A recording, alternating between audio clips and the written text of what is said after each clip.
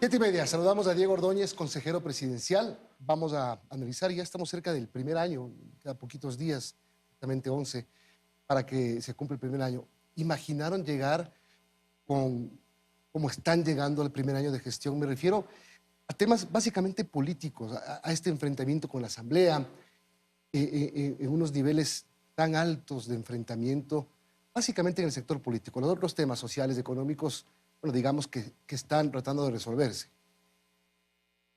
Durante este año lo que se ha hecho es poner en orden las cuentas fiscales. Porque ¿cuál es el objetivo fundamental que debe tener un gobierno? Generar condiciones para que la economía ofrezca empleo. Es un problema muy grave en la sociedad ecuatoriana, la falta de empleo. Voy a simplificar simplemente para tener claro cuál es este proceso. Para que exista empleo tiene que haber inversión.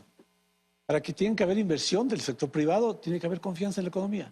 Y para que haya confianza en la economía hay que estabilizar las cuentas fiscales. ¿Y eso toma tanto tiempo? Bueno, o digamos, toma un año. Un déficit de 7.000 millones de dólares no se puede corregir de la noche a la mañana. Se lo ha corregido.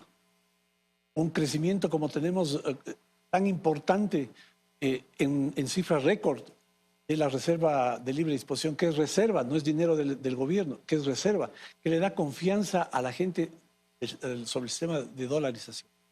Ha significado que, sumado al exitoso, y aunque a algunos no les guste repetir esto, al exitoso proceso de vacunación que significó una solución no solamente al problema sanitario, sino a la reactivación de la economía, no, eso lleva un tiempo como el que ha llevado, para que en este momento tengamos ya indicios, crecimiento de la economía, 4.1%, crecimiento del empleo, 300.000 puestos de trabajo, incremento de la recaudación del IVA, lo cual quiere decir que la economía está recuperándose. Y es una gran noticia, luego de la situación que vivimos en el país desde el año 2020. Solamente claro el tema de esto toma un año, toma tanto tiempo, porque digo tanto porque el presidente en campaña decía en 100 minutos vamos a resolver un montón de cosas. ¿No se imaginaba lo que le esperaba? Bueno, ¿O no ha podido gestionar bien? En 100 días se vacunó 9 millones de ecuatorianos, ¿no? Me parece que esa era la solución más importante que los ecuatorianos esperaban de un gobierno, luego del desastre del gobierno pasado. Bueno, hay una evidencia de la rapidez con la cual se pudo enfrentar ese problema tan dramático. Lo otro lleva tiempo porque hay que ajustar cuentas, hay que negociar con organismos internacionales y hay que aclarar las cuentas del Estado, que no estaban claras. Las cuentas de la seguridad social, las cuentas en el sector petrolero, todo eso lleva tiempo. Bueno, en este momento la economía en la parte fiscal está estabilizada. Hay que abrir el espacio de reactivación que viene ahora luego de que se ha puesto este proceso está en orden. Se ha gastado, Milton, se ha gastado en recuperación de escuelas, se ha gastado en salud, 1.000 millones en la vacunación, 155 millones en la recuperación de la educación, en infraestructura inmobiliaria. Todo esto en este año en el cual el Estado además no ha tenido recursos, ¿no? Imagínate, un déficit de 7.000 millones de dólares. No se corrige fácilmente. Lo que pasa es que a veces yo creo que existe la tendencia, ¿no?, a tomar un caso en particular y de ese caso particular, lo cual no es lógico, convertirse en una regla general. Como aquellos casos de colegios que eventualmente no han sido, no ha habido trabajo de recuperación de infraestructura y pues concluir que todo el sistema educativo no funciona. ¿Que tenemos problemas en pasaportes y cédulas? Sí. Hay un problema mundial de falta de chips. Colombia, Perú tienen el mismo problema. Pero aquí resulta que con eso ningún sistema funciona. Faltan algunas medicinas, verdad, pero no puede concluirse pues que todo el sistema no tiene provisión de medicamentos. Es que quizás, señor Ordóñez, no es un caso, son varios. Buenos días y perdón que le interrumpa. Y lo que pasa es que usted debe ver, aquí ha resaltado lo que se ha logrado en ese año del gobierno del encuentro y ahora se habla de poner la casa en orden y la popularidad del presidente ha caído y eso debe ser porque la gente sigue sintiendo que durante ese año no se cumplió quizás en su totalidad con la propuesta de campaña y más aún cuando hubo una transición hasta cierto punto amigable de un gobierno al otro donde se iba a traspasar toda la información y quedando pues entendido que el gobierno del señor Lazo recibía las cifras y todo cómo había quedado, ¿no?, el país después del gobierno del señor Moreno. No, esa es una conclusión que no corresponde a la verdad, Liz. Las cifras pues han tenido que revisar este año, poner en orden las cifras de la seguridad social, en el sector petrolero, en el mismo presupuesto del Estado. Reclasificar cuentas de aquello que estaba considerado como gasto de inversión en gasto corriente, para que quede claro cuánto es lo que realmente le cuesta al Estado pagar sus Pero una vez que se salarios puso en y orden cuánto es eso, realmente el saldo de inversión. y una vez que se puso en orden, ahora la expectativa es mayor, porque lo que se ha dicho es que a partir del 25 de mayo la mirada se va a volcar ahora sí a atender esa deuda social que hay. ¿Por dónde van a empezar? Bueno, se ha atendido esa deuda social. Me parece que si es que no se toma en cuenta que 155 millones de dólares se gastó en recuperación de escuelas para la vuelta al sistema presencial y no se gastó 1.000 millones de dólares en el sistema de vacunación, yo creo que esa deuda social se ha pagado, a pesar de las dificultades de la caja fiscal. Ahora, ¿qué se espera? No es que el Estado va a convertirse en un actor de la economía. Estas condiciones, estabilizar la economía fiscal, de tener credibilidad en el mundo internacional, de haberla recuperado luego de que se hundió por la relación muy mala que tuvo el gobierno del presidente Correa, que dificultó incluso el manejo de la economía durante el gobierno del presidente Moreno. Bueno, en este momento esa confianza se ha recuperado. El índice de confianza empresarial es muy bueno. Se han firmado, Liz, contratos por inversión por 5.000 millones de dólares en muchos sectores de la economía. Muchos sectores de la economía, servicios, telecomunicaciones, energía, hotelería, con un compromiso de inversión de 1.000 millones de este año. ¿Por qué es posible eso? Porque hay confianza.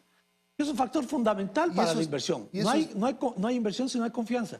Y no hay confianza si no hay un manejo fiscal ordenado. Y eso todo el mundo creo que lo reconoce. El tema macroeconómico va bien, el déficit fiscal ha bajado, el petróleo está en un precio, digamos, inmejorable, mejor imposible. Muchas cosas que sí, pero ¿cómo el gobierno va a cambiar esa sensación que tiene la gente en la calle? La falta de medicinas, no es que son algunas medicinas, son varios hospitales que tienen este problema. ¿Cuándo hay ese golpe de timón para que la gente en la calle cambie la percepción de que las cosas grandes están bien, pero lo que a mí me afecta no funciona? Bueno, primero cambiando el tono de cómo se reporta la noticia, ¿no? Porque si es que menciona... No es culpa de los periodistas. Estoy refiriendo al hecho de que si tenemos un grupo de escuelas, 2, 3, y tenemos una inversión de 155 millones, bueno, hay que dimensionar lo que eso representa en términos del sistema educativo. 60.000 niños no pudieron volver a clases presenciales en la costa. No es solamente una cosa pequeña. Bueno, Milton. O sea, ni se debe maximizar ni se debe minimizar. De acuerdo. No maximicemos, no estamos minimizando, pero no maximicemos. No, pero... Ubiquemos los temas, los problemas en la real dimensión, de manera que las soluciones puedan llegar a esos problemas. Porque si maximizamos, pues difícilmente las soluciones van a ser suficientes. Ahora bien, no se pueden escudar en que la prensa maximiza los problemas. La macroeconomía, que muchos consideran que es algo etéreo, alimenta la microeconomía. No puede haber desarrollo productivo, crecimiento de la economía sin esa macroeconomía en orden.